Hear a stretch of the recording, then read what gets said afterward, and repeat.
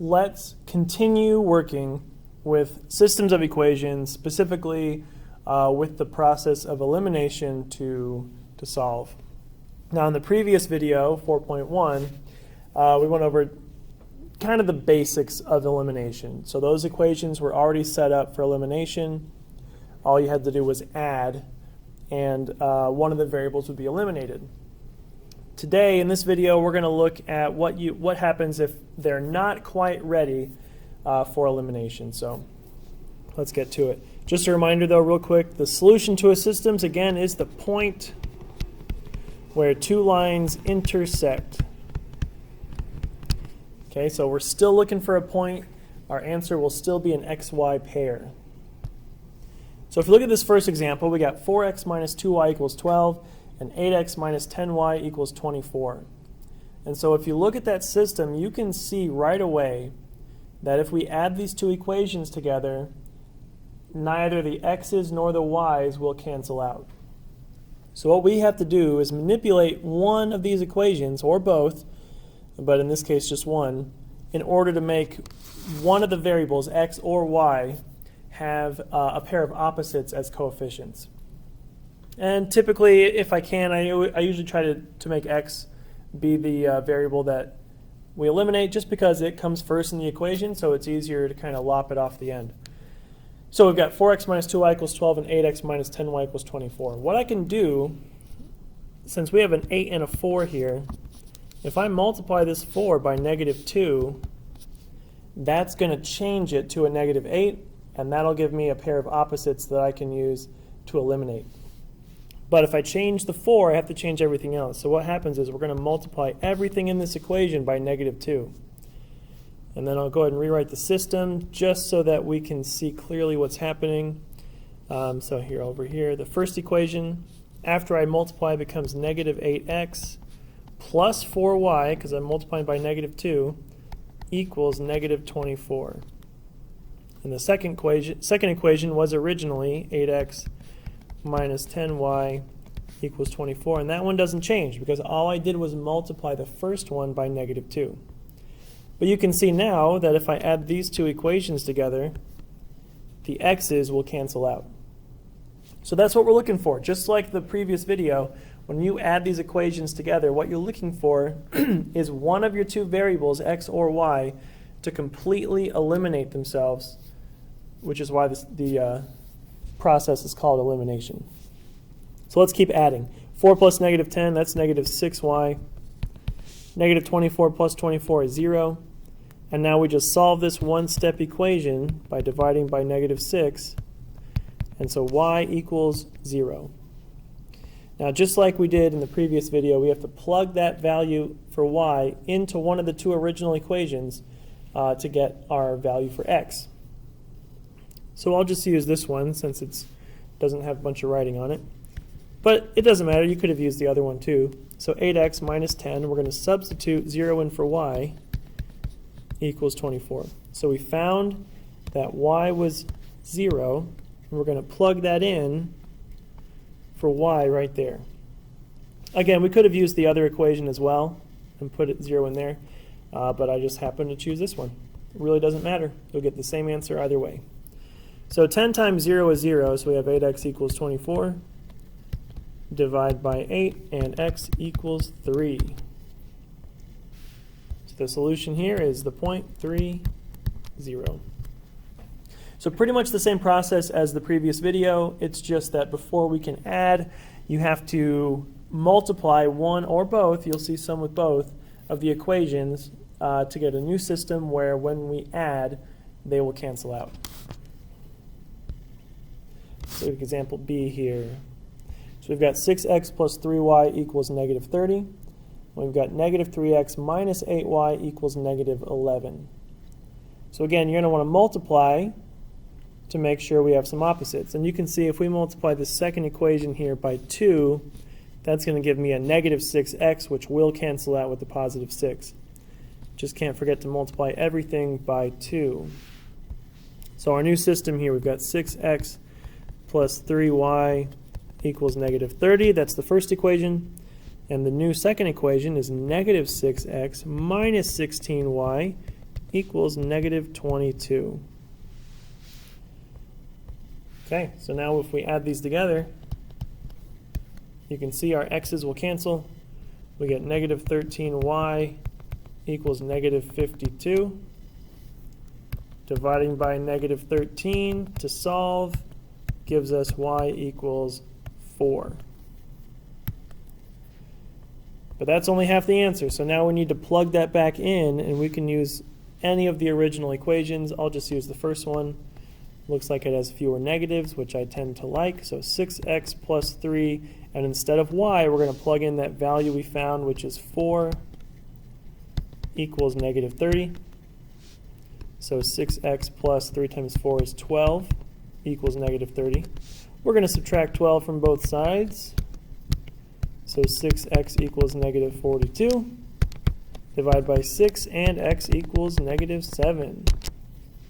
So all that was just solving. Once we found y, we just had to solve for x. And we do that by plugging it in and evaluating. So we have the point negative 7, 4. That is the solution to this system.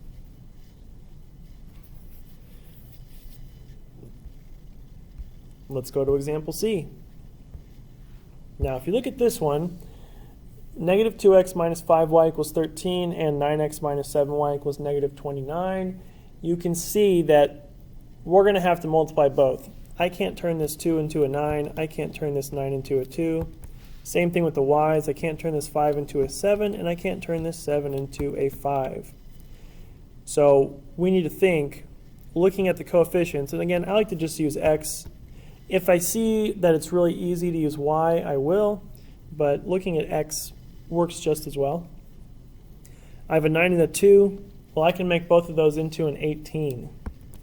And the 2 is already negative, and the 9 is positive, so they're already opposites. So I'll multiply this first equation by 9, and the second equation by 2.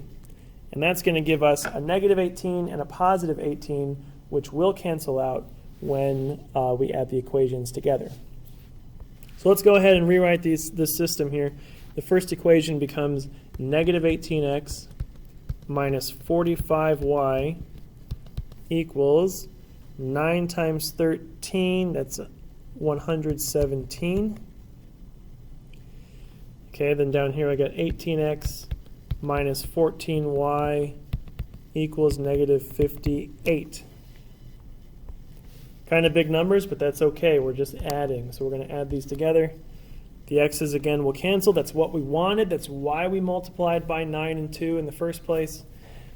Negative 45 plus negative 14 is negative 59y. And 117 plus negative 58 is positive 59. Kind of worked out nicely. Divide by negative 59. And y equals 1. So a lot of times students will see big numbers like this and they'll think they're doing something wrong. Well, just keep going. It might work out. Okay, let's plug in that 1 for y. Let's go ahead and use the second one here. 9x minus 7 times 1 instead of 7y equals negative 29. So 9x minus 7 equals negative 29. We're going to add 7 to both sides. I've got 9x equals, oh, there's a mistake in here, which we'll have to fix. Back here at this one, when I got y equals 1, it should be a negative 1. Hope you caught that mistake before I did. Should be a negative 1 here, right? Because 59 divided by negative 59 is negative 1. So I should be plugging in a negative 1 here, not a positive 1. That means this will be a plus 7, which means I'll be subtracting 7 from both sides. And that's why that wasn't working out. Okay, so negative 29 minus 7 is negative 36. There we go. Looks a little better. Divide by 9, and x equals negative 4. Seemed like something was wrong there. Okay, so the solution here is negative 4, negative 1. Okay, no problem. Moving right along. Example D, we got 4x minus 8y equals 8, Negative 3x minus 7y equals negative 19. Again, these can't be made into each other, so we're going to have to multiply both equations. Again, I like to just work with the x's because they're on the front. For some reason, that feels better to me. We can make 4 and 3 both into a 12. So let's go ahead and multiply by 3 and 4. And you can see they're already opposites. The 4 is positive, the 3 is negative. So we don't need to introduce any negatives here. But just a reminder, like we did in the first example, when they were both positive, we multiplied by a negative to make sure that they were opposites. So just make sure that you're going to end up with a pair of opposites after you multiply. So here's our new system. 12x minus 24y equals 24. And negative 12x minus 28y equals negative 76. Now let's add those together. And you can see the x's will cancel. So we get negative 52y equals, this is negative 52 as well. Won't make the same mistake I did last time. Let's make sure we divide correctly by negative 52 and get positive 1, which is correct this time. So let's plug that in up here. Let's use this first one. 4x minus 8 times 1 instead of y equals 8. So 4x minus 8 equals 8. We'll add 8 to both sides. 4x equals 16. And dividing by 4, x equals 4. Now we have both of our solutions. So both of our values, the solution is the point 4, 1. Remember, x comes first in an ordered pair. So let's take a look at a couple special cases here that might show up. So we got 4x minus 2y equals 12 and negative 4x plus 2y equals negative 8. Now these are already opposites here. So we're going to go ahead and just add them because you can see the x's will go ahead and cancel. But actually the y's end up canceling too. So we get 0 on this side. And then 12 plus negative 8 is 4. But 0 does not equal 4. Right? Those are not equal values. So what happens here when you get something like this where your variables cancel out but you still have a constant on the other side, this is no solution. You can just write NS. What happens here basically is these equations have the same slope. And so if you graphed both of these lines, they would be parallel lines which would not ever intersect. So that's what happens there. If your variables both cancel out, but you still have a value on the other side, that is no solution. Kind of a similar situation here, you'll see. We're going to multiply by 2. So we've got 4x minus 8y equals 8. Then we've got negative 4x. And there was a mistake here. This should have been a plus 4y in the... No, it's full of mistakes in this video. So it should be plus 8y equals negative 8. So when you add these together, you can see what's going to happen. X's cancel, the y's cancel, and the constants cancel. So what you're left with is 0 equals 0, which is a true statement, right? 0 does equal 0. And so when this happens, basically what this means is these two equations were exactly the same. These are the same equation. Just one of them is the opposite. It's multiplied by negative 1. So what this means is if we graphed this system, they would be the same line. And so what this means, we have infinite solutions because these two equations graph the same line, and so they intersect infinitely, which means there are an infinite number of points that makes this system true. So there you have it, the second set of elimination. The main idea here, though, is if your variables don't cancel out when you add the equations together, you need to multiply by a number to make them opposites so that they will cancel out.